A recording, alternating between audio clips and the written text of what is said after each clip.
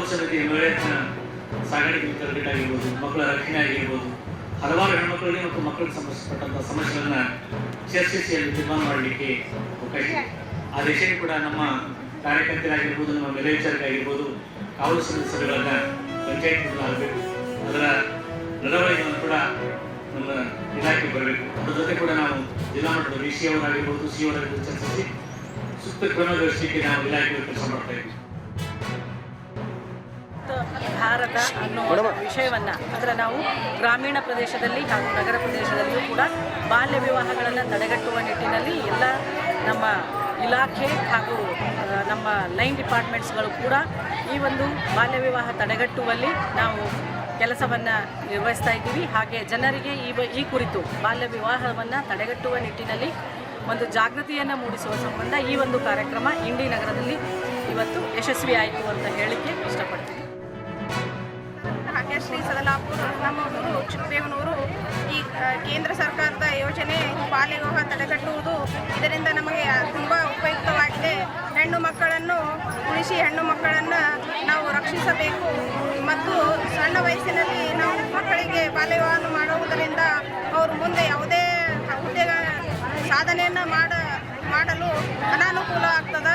ಅದಕ್ಕಾಗಿ ನಾವು ಈ ಕಾರ್ಯಕ್ರಮದಿಂದ ಅನೇಕ ವಿಚಾರಗಳನ್ನು ನಾವು ತಿಳ್ಕೊಂಡಿದ್ದೀವಿ.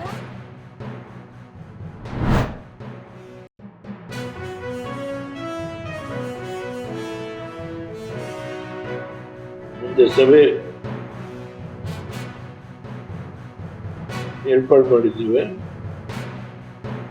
ನಮ್ಮ ಜಿಲ್ಲೆಯ ಜನತೆಯ ಆಶೀರ್ವಾದದಿಂದ ನಮ್ಮ ಶಾಸಕರು, ಸೋತವರು, ಗೆದ್ದವರು ಅವರೆಲ್ಲರ ಸಹಕಾರ, ಜಿಲ್ಲಾ ಪಂಚಾಯತಿ, ತಾಲೂಕು ಪಂಚಾಯತಿ, ಗ್ರಾಮ ಪಂಚಾಯತಿ, ನಗರಸಭೆ, ನಗರ ಪಾಲಿಕೆ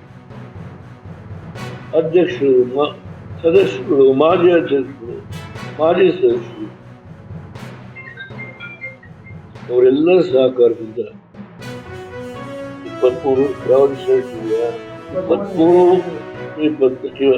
ಡಿಕ್ಲೇರ್ ಮಾಡ್ತೀವಿ. 23 ಇರ್ಬೋದು, ದಿವಸ ನಿಗದಿ ಮಾಡಿದ್ರೆ 2 ದಿನ ಇದೆ, 23 24 ಯಾವತ್ತು ಬೇಕಾದ್ರೂ ಮಾಡಿ ಅಂತ ಹೇಳಿದೆ. ಕುಮಾರಸ್ವಾಮಿಯವರು ಬರ್ತಾರೆ, ನಿಖಿಲ್ ಕುಮಾರಸ್ವಾಮಿಯವರು ಬರ್ತಾರೆ, ನಮ್ಮ ಪಕ್ಷದ ಎಲ್ಲಾ ಶಾಸಕರು, ವಿಧಾನ ಪರಿಷತ್ ಸದಸ್ಯರು ಎಲ್ಲರೂ ಆ ಸಭೆಯಲ್ಲಿ ಹಾಜರು.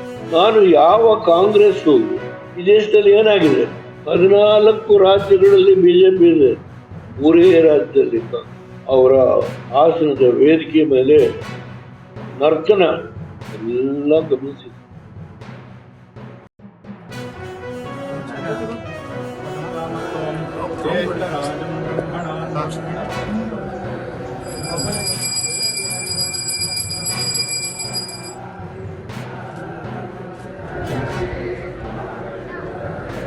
ಓಂ